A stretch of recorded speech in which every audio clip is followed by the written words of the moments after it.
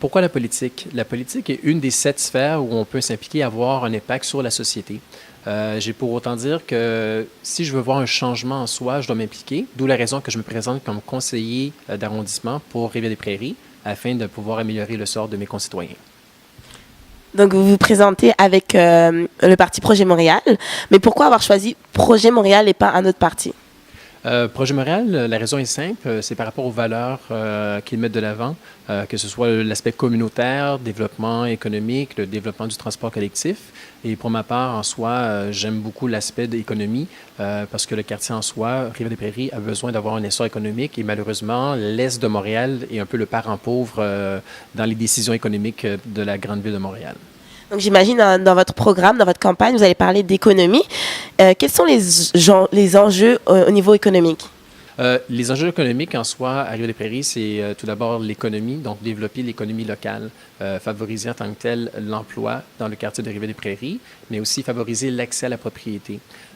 On a remarqué qu'il y a un exode des familles qui quittent Rivière-des-Prairies, qui quittent en soi l'île de Montréal pour aller vers d'autres municipalités et ça met une pression économique sur ceux qui y résident. Donc, les taxes et les impôts sont plus élevés pour ceux qui y résident. Donc, on veut revoir aussi le système de taxation pour favoriser en soi ou donner un répit aux entrepreneurs, aux commerçants et aux propriétaires afin de permettre un développement économique. Excellent. Vous parlez d'exode de familles, mais pourquoi en fait ces familles quittent leur ville, pas leur ville, mais leur arrondissement pour aller quelque part d'autre? Il y a plusieurs raisons qui peuvent expliquer ce phénomène, entre autres, comme je mentionnais il y a un instant, l'accès à la propriété. Donc, le coût pour acheter une maison à Rivière-des-Prairies est de plus en plus élevé. Le manque de services aussi par rapport à d'autres municipalités.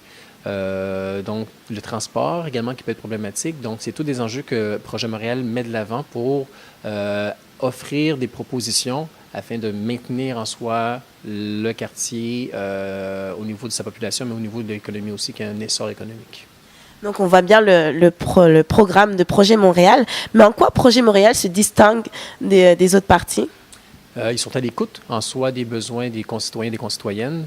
On sent qu'il y a un dialogue, donc ce n'est pas un monopole où on n'a pas de réponse forcément aux questions. On n'a qu'à penser aux derniers événements qu'on a eus à Montréal où on pose des questions et on n'a pas obtenu de réponse. Donc l'ouverture en soi du parti, le dynamisme en soi, le fait qu'on met beaucoup l'aspect communautaire de l'avant, donc de vraiment diriger en fonction des besoins de chacun des arrondissements, au lieu de voir plus une vision centrale, mais c'est ce qui diffère en tant que tel Projet Montréal de d'autres partis pour les élections qui s'en viennent.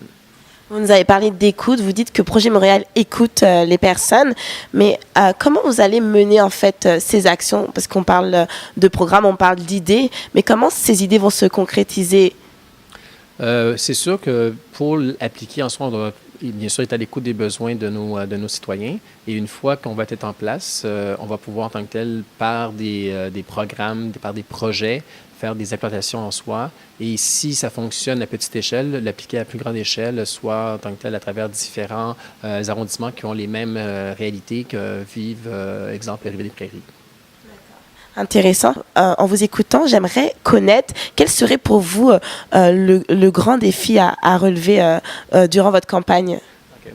Le plus grand défi qu'on a présentement, c'est au niveau de la notoriété. Donc, c'est de pouvoir faire connaître en tant que tel Projet Montréal, faire connaître notre chef Valérie Plante, ainsi que les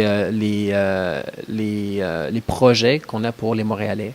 Donc, c'est vraiment en tant que tel de nous faire connaître de l'ensemble de la population, qui est le plus grand défi qu'on a présentement. Parfait. Donc, nous arrivons à la fin de cette entrevue. Est-ce que vous avez un dernier mot à nous partager? Oui. Premièrement, tout d'abord, le 5 novembre, il faut aller voter. Donc, peu importe votre opinion, c'est votre devoir de citoyen d'aller voter. On compte sur chacun d'entre vous pour aller voter. Malheureusement, le taux de participation est très bas pour les élections municipales, mais vous pouvez en tant que tel faire la différence en allant voter. Chaque vote compte, donc je vous invite de venir voter et penser en tant que tel à l'avenir de votre arrondissement, de votre quartier, de votre district. Pensez Projet Montréal.